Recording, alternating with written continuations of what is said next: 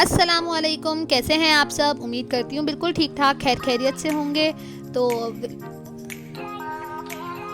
आज हम जा रहे थे दादू। हमारा अचानक अचानक बैठे बैठे बस प्रोग्राम बन गया था। 2 दिन पहले मेरे हस्बैंड ने मुझसे कहा कि हम लोगों को जाना है, तो बस फिर जल्दी जल्दी फटाफट से तैयारी करके हम लोग निकल पड़े दादू के लिए। तो दादू में जैसा कि ना, हाँ, मेरे इन लॉज के जानने वाले रहते हैं। तो बस फिर हम लोग ने जाने की तैयारी पकड़ ली अपनी, और हमारे स्टे का उनकी तरफ ही इरादा था ना। तो खैर यहाँ पे मैक्सिमम 5 to 6 आवर लगते हैं कराची से दादू का विज़िट करने में। अगर आप इसके बीच में स्टे करें तो आपके 7 to 8 आवर्स भी लग सकते हैं।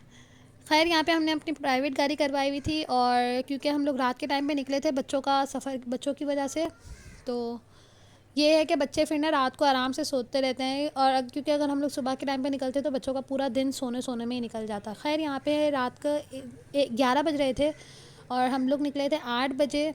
तो बच्चों को भी भूख लगे, सो चुके थे, तो काफ़ी देर होने की वजह से हम लोग भी बस थोड़ी बातचीत वगैरह करके हम लोग भी सो चुके थे। यहाँ सुबह सुबह का टाइम था, और बच्चों को मैं तैयार कर चुकी थी।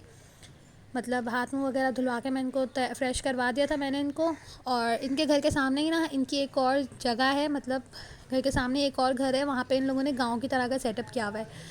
तो बहुत ही कोई इनकी यहाँ पे 3 गायें थी, तो हम भैंसें थी, तो हम यहाँ पे भैंस देखने के लिए आ गए थे। और मुझे ना सबसे ज़्यादा अच्छा जो लगा ना, वो इन भैंसों के पीछे जो गोबर की, जो मुझे बचपन से देखने की ख्वाहिश थी ना, कि गोबर के किस तरीके से ये लोग वो करते हैं। मतलब गोबर से ना जो चूल्हे जलते हैं, मैं आप लोगों को आगे बहुत सी चीज़ें दिखाऊंगी। मुझे तो कोई बहुत ही मज़ा आया। खैर यहाँ पे 3 इनकी भैंसें थी। पहले तो हरीम ना मेरी बहुत ही डर रही थी इनके करीब आने से भी ना। तो बस नहीं चल रहा था कि हरीम घास और गायों के बराबर में से हटे ही नहीं।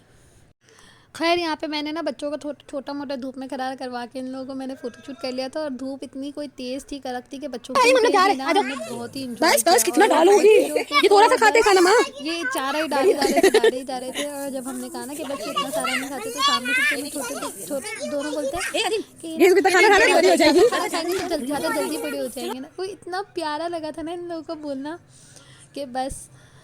खैर यहाँ पे हम लोग जब वापसी अपना उनके घर पर आए, तो यहाँ पे नाश्ते की तैयारी हो रही थी। और ये वो जगह थी जहाँ पे हम स्टे कर रहे थे। और पहले के लोगों के ना घर भले ही, मतलब जो गांव देहात और इस तरीके की जगह के लोग होते हैं ना, उन लोग के घर भले ही बने हुए ना हो, लेकिन उन लोग के दिल ना बहुत बड़े होते हैं। तो जब मैं ना वहाँ से सामने से होकर आई ना, तो यहाँ पे सोबान ना छत पे, सोबान मुझे कमरे में नज़र नहीं आया। तो मैंने जब ऊपर जाके देखा तो पता चला सोबान ना अपनी दादी की गोद में चढ़ के बड़े मज़े से सेक ले रहा है धूप की। खैर यहाँ पे ना जब तक मैंने फिर इन्होंने ना मुझे अपने बराबर वाले घर का, मतलब वो घर भी इनका ही था, इन्होंने मुझे वहाँ का थोड़ा सा ऊपर से नज़ारा करवाया।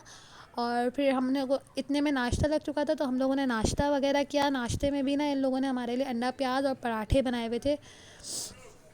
नाश्ता नाश्ता करने के बाद ना, हाँ, बस यहाँ पे हमारा इरादा हो गया था कि हम लोगों को ना गांव जाना है और सेवर शरीफ जाना है ना हमें। खैर बस यहाँ पे ना फिर हम लोगों ने थोड़ी देर सुबान को ना ज़मीन पे डाला हुआ था। आंटी थी ना, उन्होंने कहा था इसको थोड़ी देर ज़मीन पे खुला छोड़ दो, तो धूप ना इसको लगेगी तो इसके हाथ पाँव ना खुले होंगे, मतलब उनकी लैंग्वेज में ऐसा ही होता है। तो सुबान तो बस बैठने के आ रहे ही नहीं आ रहे थे। और अगले दिन जो इसने मुझे नाच नचाया ना छत पे, इतनी मस्तियाँ करी हैं कि बस।